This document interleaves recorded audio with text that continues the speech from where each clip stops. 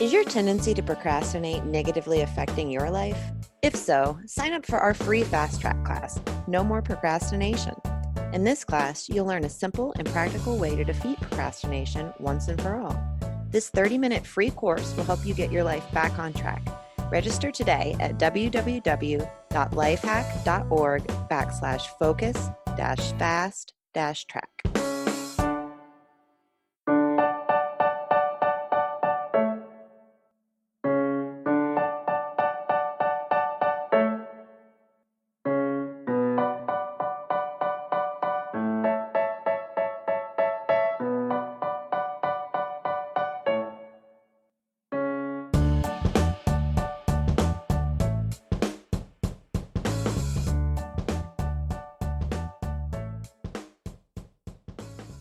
You're listening to the Lifehack Show, a featured podcast of lifehack.org, where we teach you how to break free from your limitations and live your best life. Today, I'll be speaking with Dr. Daniel Wendler, Doctor of Clinical Psychology, author of 2 books on social skills, TEDx speaker, and he also runs a website that helps people hone their social skills called improveyoursocialskills.com. Welcome, Dr. Wendler. It's so great to be talking with you today. Thank you. I'm really excited to be here on the show. Yeah, this is an interesting topic, social skills. It's something that I think we all can improve on, no matter how good we think we are with them. So I want to talk about, I did a little research on you, obviously, before inviting you to be a guest. And what really struck me about your own personal story is you talk a lot about you're having Aspergers, which is now in the DSM-5 categorized as part of the autism spectrum rather than its own separate diagnosis, correct? Mm-hmm. Yeah, that's correct. Yeah. And how this is a big part of why you were socially awkward. So for listeners who are unaware of the impact that Asperger's can have on one's social life, could you elaborate on your own experience?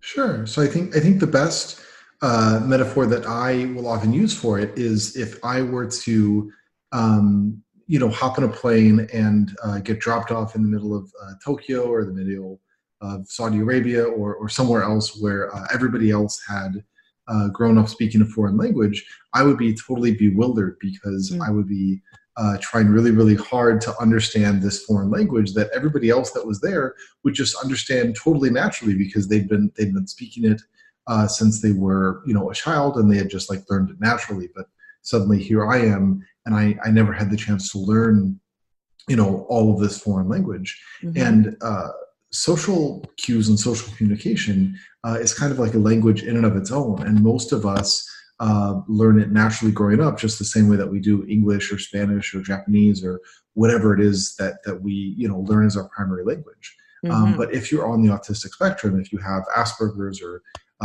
something similar, then you don't quite learn that language. It's kind of like if you grew up and everybody around you spoke English and you never quite learned it through osmosis. You always had to try really hard to figure that out. So that was kind of my experience with social interaction. I could sort of look around and see that everybody else sort of seemed to know how to understand body language. They seemed to know how to figure out what to do in a new social situation. And I was just out there totally floundering, making guesses, and oftentimes they were the wrong ones. Mm-hmm.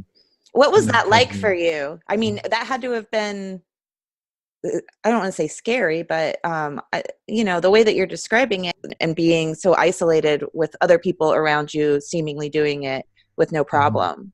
Yeah, that's a good question. I mean, I think that's scary, honestly, is a good adjective for how it felt, at least for a period of time. I remember having some specific memories of just this very deep helplessness because I remember being in a social situation and maybe being misunderstood or having a group turn against me and having just no ability to make that social situation go right, make myself be understood, make people look at me favorably.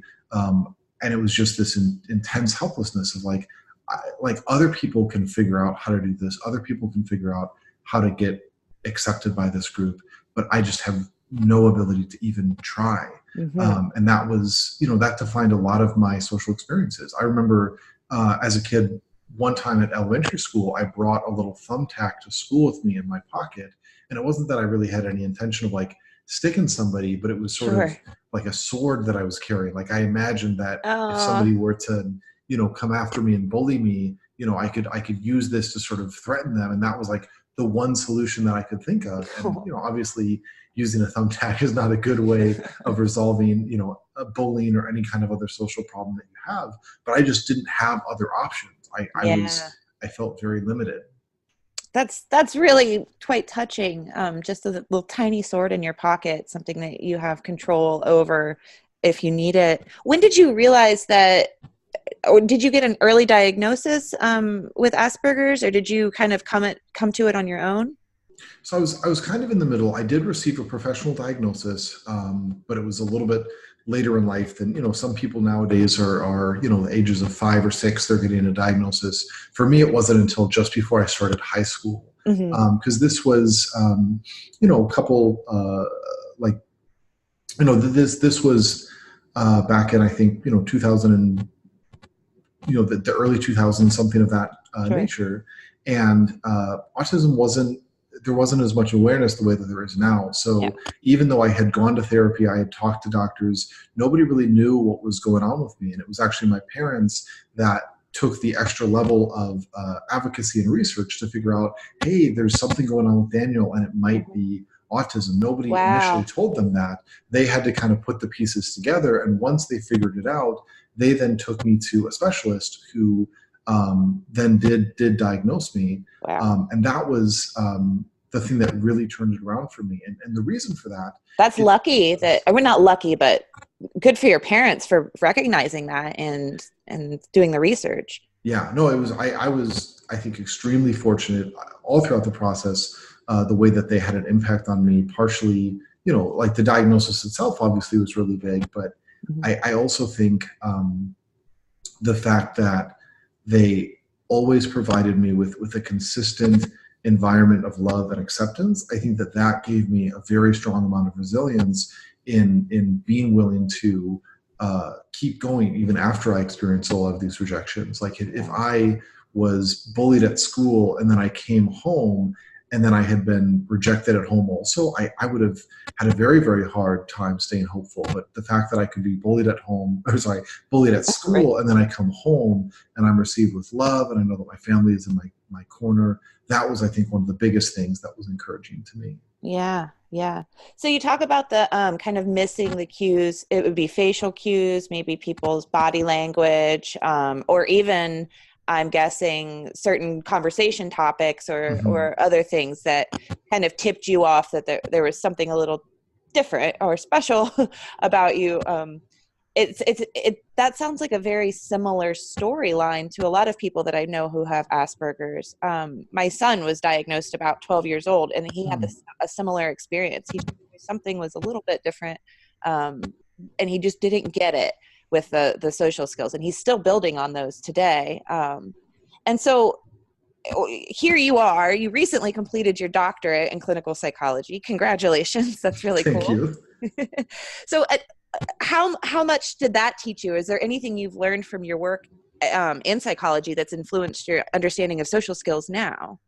Yeah, that's a great question. I think that in a lot of ways, my uh, studies in psychology were really just the culmination or a continuation of what I really started way back there at the beginning of high school when I was diagnosed. Because when I received my diagnosis, the psychologist sort of passed me this sheet of paper that had a list of all of the skills that people with Asperger's struggle with.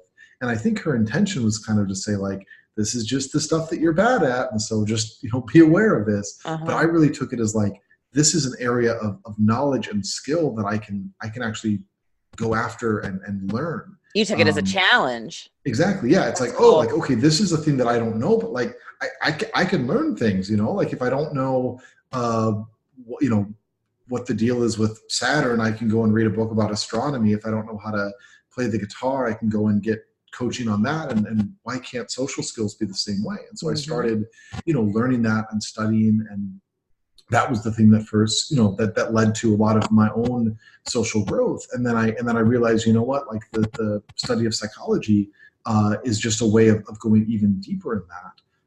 And so a little bit it was, I wanted to understand myself better. I wanted to, continue my own social growth. But the thing that I found as I went down this path of psychology is that actually a lot of the things that I struggled with as a person on the autism spectrum were also things that really everybody struggles with, that maybe it manifests in a different way, but it really is a human struggle to try to find a place to belong. It really is a universal need to fit in and a universal challenge, to be able to make that happen. Like I think just about everybody has experienced loneliness at some part in their life. I think just about everybody has wrestled with, how do I find a place where I belong? And I think that it was really cool for me to realize, oh, it's not that I'm just this weird outcast and everybody else has this figured out.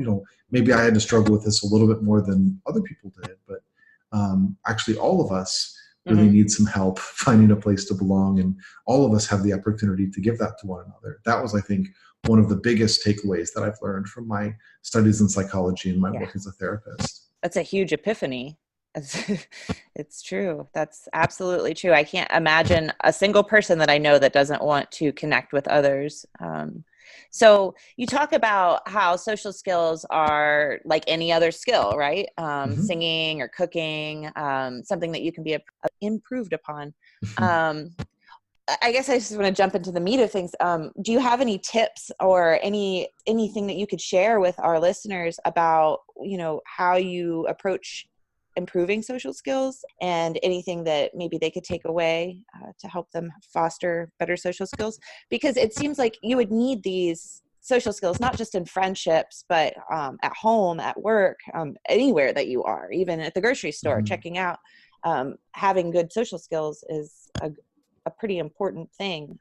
And I think that it's a strange thing, because social skills are, as you mentioned, like such an important facet that impacts so many parts of our life. But a lot of people look at it and don't even try to improve it. Right. And they kind of just think that and I think the problem is that people think of social skills as this innate thing. Like, obviously if I wanted to be a foot taller, it wouldn't really help me to try to be a foot taller. And so I just sort of accept however tall I am. But people sort of take that same approach to social skills. It's like you hear a lot of people say like, oh, well, I'm just not a social person, or I'm just an introvert, or I'm just shy, or I'm just awkward. And they kind of put these labels on themselves, and then they just sort of accept, stagnation. And I think that the biggest piece of advice that I could give on social stuff is just to realize that, in fact, you can grow and you can change. I used to work for a company that had this motto of like, better every day. And what they figured out is that because of compound interest, if you improve 1% every day over the course of the year, I forget exactly what the multiplier is, but it's something like 32 times or 50 times or something like that. Somebody with a calculator can go and figure it out later on, but it's some like massive amount of improvement over the course of the year, just by like 1% of improvement every day. And like that is so inspiring. Yeah. And so like what I usually try to tell people when it comes to social stuff is like, just figure out a way to get 1% better today. How could you do that? Could you, if you normally would say no to a social invitation, could you say yes this time? If you normally would, let a conversation die down, could you ask one more question? If you normally know that there's a particular thing you struggle with, could you spend 20 minutes reading a blog post about it? Maybe something on the Lifehack website, there'd be some good advice. Could you spend 20 minutes researching that? And if you just do that a little bit, if you study, if you practice just the same way that you build any other skill over time, you're maybe not going to see, an impact, the first day that you do it, but over time, you're going to look back and wonder, how did I get this far? And it's because, it's the same thing. Like if you wanted to learn to juggle or, cook a fried egg, like it's just the same thing. And there has to be a big sense of pride that comes from that accomplishment too. And it's so great that you mentioned this, because I think that this can apply to literally any person listening to this right now. Because I know that as a child, I have very vivid memories of ideas of popularity, right, in school. And, oh, they're just the popular kid. And it's like, in my mind, I thought, oh, this person is just like kind of born popular. And that's what they're really good at, is making people happy around them and people want to be around them, and I'll never be like that.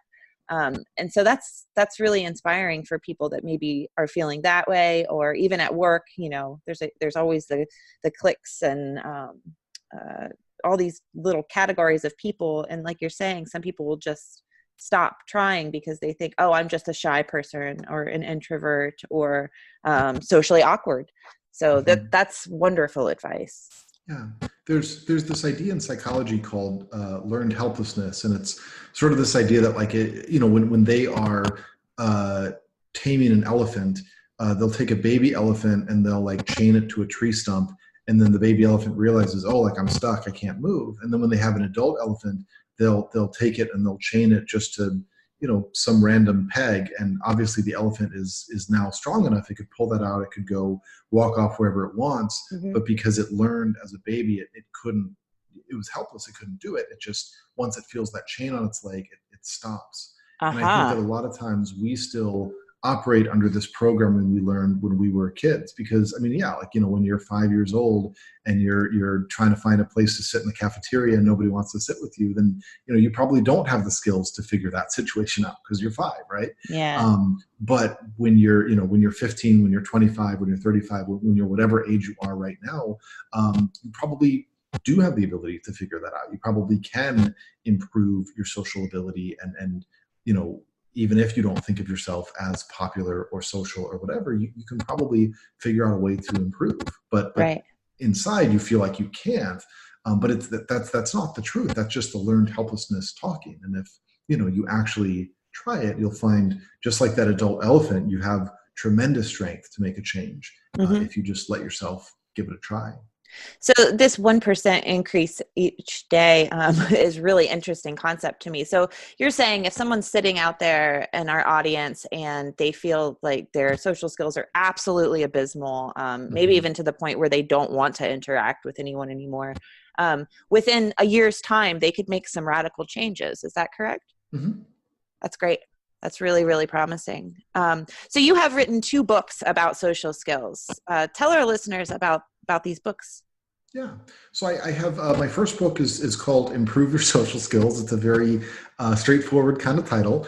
But that one, I sort of wrote that really for the child that I used to be. It's not even like primarily written for children or whatever. It's I think most of my readership is adults or whatever, but I wrote it because I wanted to take the things that I had learned about social skills and give it to somebody who's in the same place that I used to be, of really struggling, of not knowing what to do, how to improve. And so I wanted to explain the different building blocks of social interaction in a way that you could grab and you could start to apply, in this like 1% better every day sort of way. And so it sort of lays out, my advice on conversation. How do you sort of figure out body language?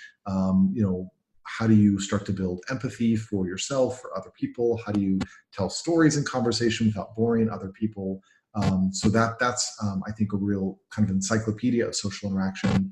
And then a book that I wrote a couple of years later is called Level Up Your Social Life: The Gamer's Guide to Social Success. And that's a great title. Yeah, I was pretty proud of it. Yeah. I wrote that one because I think, again, I feel like there's this mental block where people say, oh, I can't improve in social ability. But, a lot of people that struggle with social skills, they're also video gamers. And if you take a video gamer and you plop them in a video game and you're like, all right, well, you're, the king of a space kingdom and you got to figure out how to keep your colonists happy. They're like, oh, sure. Okay. I'll figure that out. They feel, a high confidence that whatever the game is, they can jump in, they can figure it out. And I wanted to sort of say, if you've got that skill, you can apply that to social stuff also. And so for that book, I sort of take social skills principles, and then I take video game principles, and then I use them as a metaphor for social skills principles. So it's kind of like, that's really cool. Understand the idea of gathering resources in Minecraft so you can build something later on, then you can also understand the idea of gathering information and then using it in a conversation to enrich that conversation. So those are the 2 books that I have out. That sounds so helpful. And what a cool concept, the way to really relate to people in that situation. I'm sure a lot of people would get some information out of that they could find useful. I'm particularly thinking of my son, who is an avid gamer. And you're right. It's like, you'd think that he was leading like a giant conference call when he's on those things. And it's like, it all comes so naturally, but then out in the real world, it's different. So that's really great advice. So did you have any other, I'm guessing you kind of started, once you started researching social skills, you started to improve on them. Is that correct? So were there other challenges or setbacks that you faced kind of getting where you are today? I mean, I think a lot of people would agree that quite successful with all of your credentials. Thank you. I think so. I think that there was a lot of success and a lot of, growth, as you mentioned. Like, I think that there's still some times that I sort of, look at myself and I'm like, wait, is this real life? Like, did I really do this? Because I think in some ways have the self-concept of myself as the kid in the cafeteria that nobody wants to sit with. And to sort of be like, wait, am I one of the cool kids? Did this happen? What? That's, sometimes it takes me by surprise. It's hard to believe. Yeah, in some ways. But I think one of the things that has been, I think as I've grown more socially able, grown more in my social ability, I think a new area of growth that's opened up for me has actually been to be able to grow in vulnerability and openness, because I think that the way that I sort of first learned how to build relationships was to present this very polished and controlled version of myself, where I was like, okay, I'm going to try to apply my social skills as best I can. I'm going to try to be as helpful as I can to these other people. I'm really going to, try to make myself as likable as I possibly can. And, I think that was necessary initially, and people did, like that and stuff like that. But it also meant that I was holding myself back a little bit. I wasn't quite revealing the entirety of my true self, because I was worried, if I'm just kind of myself, if I let my awkwardness out, if I say this thing that's on my mind, maybe you're going to think that I'm awkward and you're going to reject me. And I think what I've learned over time is that, there is a time and a place for being very polished and professional. Like, obviously in this podcast, I'm putting a little bit of my professional face forward, even though I'm having a good time and all of that. But I think with some of my closer relationships, with my close friends, with my family, I think what I've learned is that it's okay for me to just be my normal self, and that people, there's people in my life who love me, who don't care if I'm awkward, who don't. It's a part of you. It's a great thing. It's such a strange thing, like being normal. Like, what is normal? And who sets this template for what is the perfect social situation and everything. I mean, I can kind of, I love socializing. I love people, but I definitely have felt socially awkward many times myself. And that's such a beautiful sentiment to think, it's not only okay to be yourself. That's a wonderful thing, social awkwardness and all. Yeah. I think that's, really, I think what I found in my own life and in my clinical work is that in a lot of ways, like, the core human struggle is that, we want to be fully known and also fully loved. And our fear is, if we're fully known, then maybe people won't love us. Obviously that there is some discretion and wisdom there. Like, you don't want to open up all the way to everybody. But I think what I found in my life, and as I've walked alongside my clients, is that when you find people who you really are able to kind of show, this is me, awkwardness and all, warts and all, quirks and all, and that person is cool. I like being with you, as a whole person. That I think is where some of the most meaningful moments of life happen. So that's been in kind of this chapter of life. That's been a big area where I've been doing more growth, is to be saying, all right, well, I don't have to be the polished, professional, super social Dan. I can just be the awkward Dan that has some weird joke that, is riding around my head. I'm just going to say it because I know that, even if it's awkward, I know that the people that I'm with still love me and accept me, and I can just be who I am. Yeah. And that joke might be very appreciated by many people in the world. So I really love your attitude. It's so positive, and opportunistic in a lot of ways. I love how you took your own experience and turned that into a guide for others who could empathize with you, or maybe work towards empathizing with you through the Mhm. skills that you teach. Who would you say have been your role models over the course of your life? So, um, I think, I mean, the first thing that comes to mind is again kind of going back to my family, my parents, and my sister, who really, uh, when I was in my period of the greatest struggle, were just providing like a very consistent amount of love and support to me. Um, I think if I had to go to somebody that other people, might know, also, I think that uh, I've found that I've been really inspired by some writers that seem to have a very strong um, understanding of what it means to be a human in relation with other humans, and Mm, how we can have relationships that are not based on uh, like power or getting one up on the other person, but instead based on this idea of like radical compassion. I think like Father Gregory Boyle, who's like a Catholic priest that does work with gang members in Los Angeles, he has a couple books that I found really inspiring. Got to give a hat tip to Mr. Rogers, hmm and sort right. of the legacy that he's left.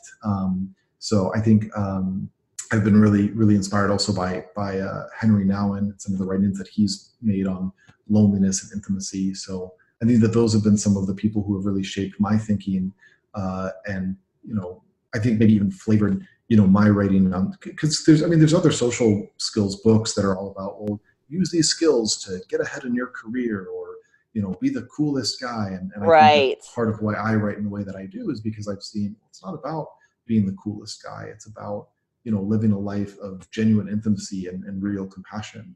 And I think that that's I think that I have that approach because of those who have gone before and who have given me some examples of that. That's so wonderful. It's a really beautiful way to think about kind of human connection. I like that. So I'm sure that our listeners really are eager to check out your books. Where's the best place for them to find and or purchase them? Yeah. So if you want to grab my books, those are available on Amazon. You can just search for my name, Daniel Wendler. You can also go to improveyoursocialskills.com.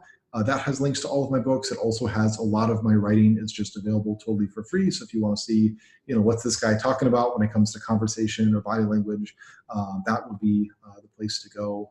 I've also done, 2 TEDx talks. So if you search for my name on YouTube, those will come up. Basically, I'm very Google stalkable, so just search for my name. Lots of stuff will come up, and you can sort of go down the rabbit hole if you feel so inclined. Fantastic. Thank you so much. And to all of our listeners, I will be adding the links to our blog post that we promote each episode on, and that is at lifehack.org/Lifehack Show, where you can find that. And this episode will also be on YouTube, and I'll include the TEDx links that Dr. Windler mentions, as well as links to his site, improveyoursocialskills.com, and to his books, which are available for purchase now. Thank you so much for joining us today, Dr. Windler. What a great, inspiring conversation. This was a real pleasure for me, and thank you so much for having me on the show. Absolutely. Our pleasure. Okay, so that wraps up today's show. Thank you all for joining us, and stay tuned for the next episode.